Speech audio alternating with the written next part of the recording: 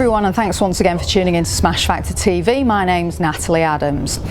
Today we're having a look at our hanger series, and in previous videos we've looked at takeaway, we've looked at the position to work on getting into at the top of the swing, and we've looked at how to rotate back down and get into a good impact position. So today we're going to have a look at how to get through that impact position and into a good follow through.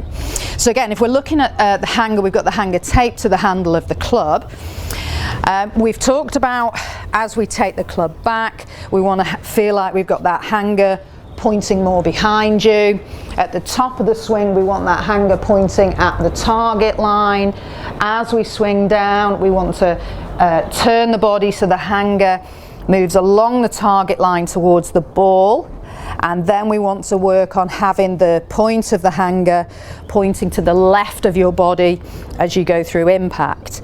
So from this position here, if we're going to swing through, we would keep the hanger against that left arm, and you can see the point of the hanger feels like it's pointing behind you as you rotate your body through, rather than letting the point of the hanger point towards the right side of the body and having the hanger more connected with the right arm.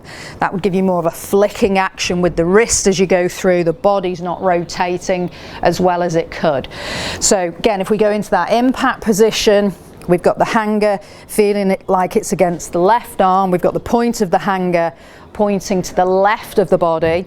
And then as you have got into this position, now the upper body can rotate and allow the arms to get good extension, good stretch in them. But you can see I keep this hanger feeling like it's pointing behind me and towards the left arm and underneath that left arm, rather than it being underneath the right arm and the hanger pointing in front of me too much. So that will really help you if you struggle with being a little bit wristy and armsy through impact.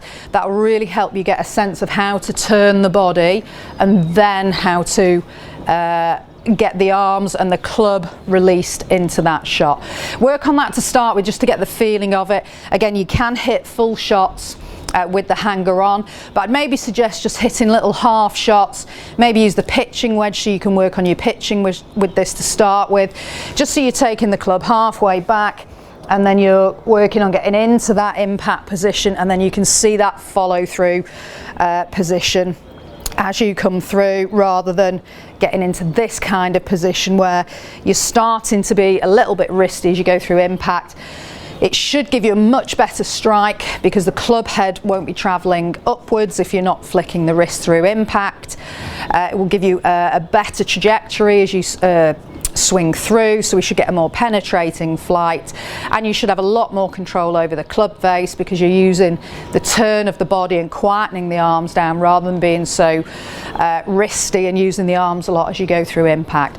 Work on that on the range to start with as ever, just to get a feel for it. Take it with those half shots to start with and then develop it into the full swing. It's a game-changing golf tip.